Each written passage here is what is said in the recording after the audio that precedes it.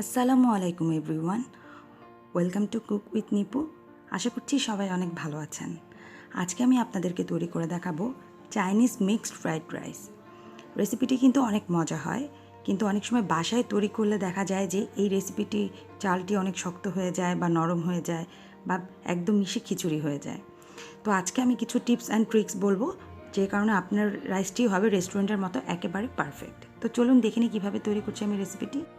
Fried rice রান্না করার জন্য প্রথমে আমাদের চালটাকে সিদ্ধ করে নিতে হবে।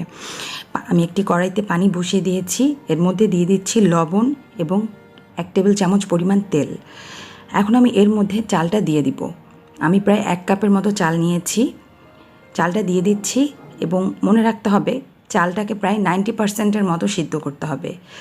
80 থেকে 90%-এর মতো চালটা সিদ্ধ হলে চালটাকে আমরা নামিয়ে নেব এবং আমরা নুডলস যেভাবে ঠান্ডা পানি দিয়ে ধুয়ে নিই সেভাবে ভালোভাবে ধুয়ে নিতে হবে এবং পানিটা কিছুক্ষণ ঝরে গেলে এই ভাতটা আমরা ফ্রিজের মধ্যে রেখে দেব।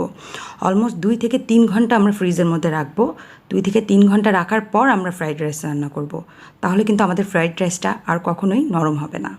এটা হচ্ছে ফ্রাইড রাইস ঝরঝরে করার একটা বড়।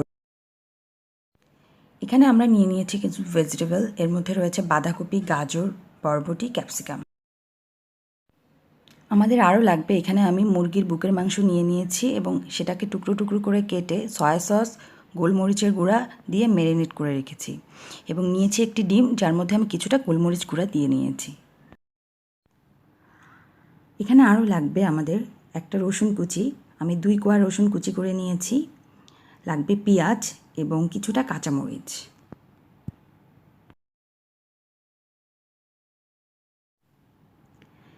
এখানে আমি নিয়ে নিয়েছি প্রায় আধা চা চামচের মতো চিনি এবং আধা চা চামচ পরিমাণ গোলমরিচ।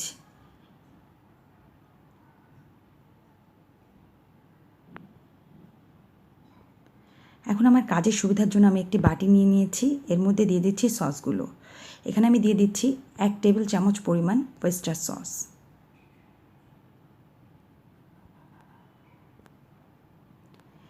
দিয়ে দিচ্ছি 1 টেবিল চামচ পরিমাণ সয়া সস,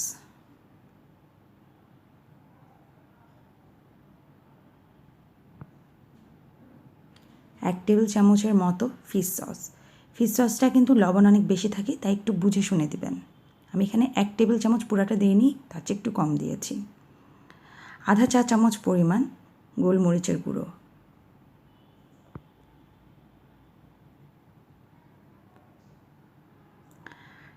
আধা চা চামচ পরিমাণ চিনি। এটাকে আমি সামান্য একটু মিশিয়ে নিচ্ছি।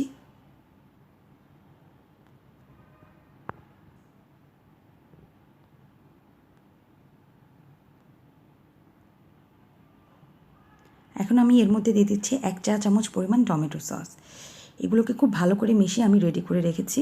এখন আমি চুলায় চলে যাব। ফ্রাইড রাইস রান্না করার জন্য এনাফ বড় স্পেসের একটা কড়াই লাগবে। আমি এখানে একটা বড় কড়াই গরম করে নিয়েছি। এমন বড় কড়াই নেবেন যাতে যখন আপনি ফ্রাইড রাইসটা নাড়াচাড়া করবেন এটা এনাফ স্পেস পায়। এখন এর মধ্যে আমি দিয়ে দিয়েছিলাম 4 টেবিল চামচ তেল এবং তেলটা গরম করে নিয়ে তার মধ্যে দিয়ে দিচ্ছি রসুন কুচি এবং সেই সাথে দিয়ে দিচ্ছি আমাদের সেই ম্যারিনেট করা মাংসটি। এখন এই রসুনের মধ্যে মাংসটি আমি প্রায় 1 থেকে 1.5 মিনিট পর্যন্ত রান্না করব। ফ্লেমটা অবশ্যই মিডিয়াম ফ্লেমে থাকবে।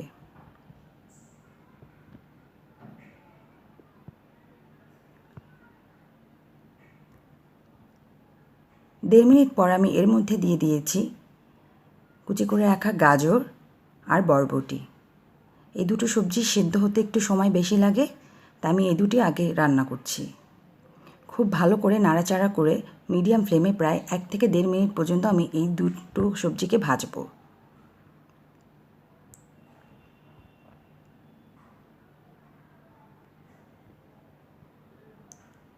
এই সবজিটা কিছুটা সিদ্ধ হলে পর এর মধ্যে আমি দিয়ে দিচ্ছি সামান্য পরিমাণ লবণ। আমি শুধু এই সবজিটার জন্যই দিচ্ছি, যেহেতু আমরা সস ইউজ করেছি সেহেতু আমরা এক্সট্রা লবণ ইউজ করব না, শুধু সবজির জন্য আমি লবণ দিয়ে দিয়েছি। এবং এর মধ্যে দিয়ে দিচ্ছি পেঁয়াজ কুচি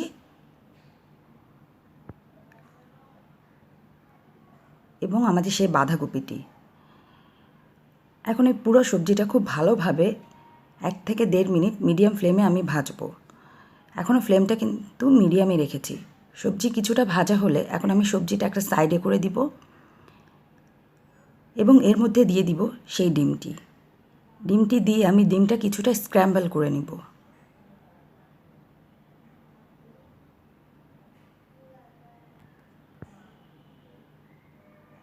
ডিমটা যখন স্ক্র্যাম্বল করা শেষ হয়ে যাবে তখন আমি সবজির সাথে ডিমটা ভালোভাবে মিশিয়ে আরও 1 মিনিটের মতো ভাজবো।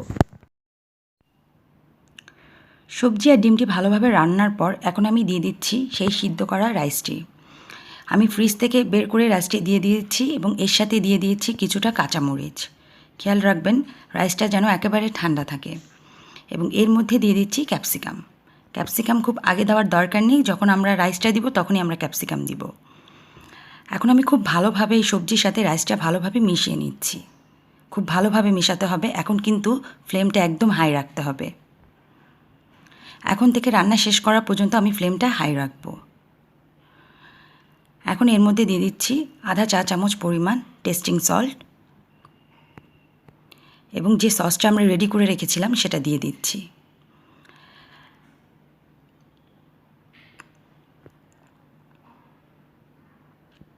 এখন খুব ভালোভাবে নাড়াচাড়া করে ভাজতে হবে। ফ্লেমটা কিন্তু হাই রাখতে হবে এখন থেকে একেবারে শেষ পর্যন্ত। এখন এই সসের সাথে রাইসটা খুব ভালোভাবে ভাজতে হবে, নাড়াচাড়া করে খুব ভালোভাবে ভাজতে হবে। 4 থেকে 5 মিনিট পর্যন্ত এই রাইসটা এখন ভাজতে হবে এবং ফ্লেমটা অবশ্যই হাই থাকবে।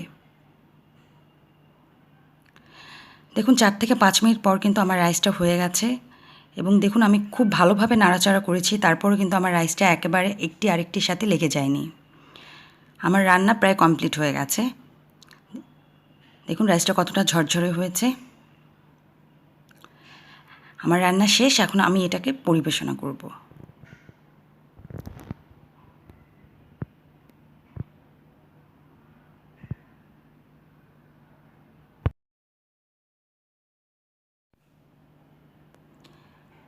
এখন আমি আপনাদেরকে রাইসটা বেড়ে দেখাচ্ছি।